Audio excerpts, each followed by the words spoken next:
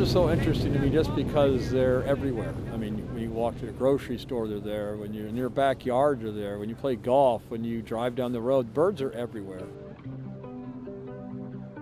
There's very few places, especially in southeastern Tennessee, where you can actually see lots of large birds. You go to Florida and you see lots of cranes and egrets and so on. But in Tennessee, most places it's much more difficult to see large numbers of birds. So the Hiawassees is important because besides being incredibly historical, it's just a very rich, diverse area to see birds. There's large concentrations of bald eagles in this area.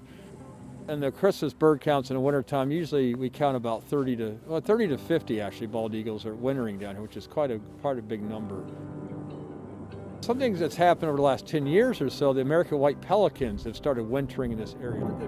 Their populations are booming. I think we saw 250 of them today, and they tend to be in giant groups, so they're a spectacular animal to see in this area. The Hiwassee Wildlife Management area was set aside to actually attract waterfowl, so that's ducks and geese and so on, and they grew corn here just for those birds to feed on. Sandhill Cranes love corn, so they started stopping at these refuges here where the corn is being grown and just feeding and kind of hanging out. And as time went on, many of them just decided to stay for the whole winter. So now we have as many as 20,000 cranes spending the winter here.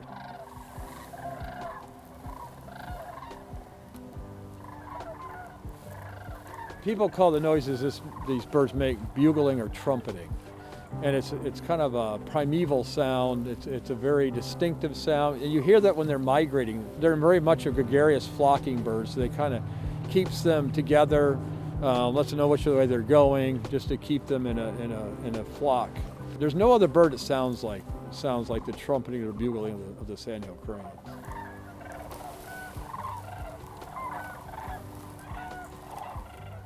Birding is very interesting because it has its own culture. When a rare bird is seen, birders come from all over the world, or at least all the regions come see them. I always say, like in Chattanooga, it's like a wedding or a funeral. When a good bird shows up, you see people you haven't seen in years to come out to see the bird. It's a good reason to travel around the world to very specific, areas that usually people don't travel to.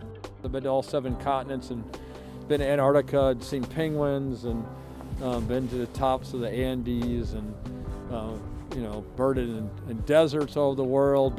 They're just everywhere. The birds are found in every habitat everywhere in the world.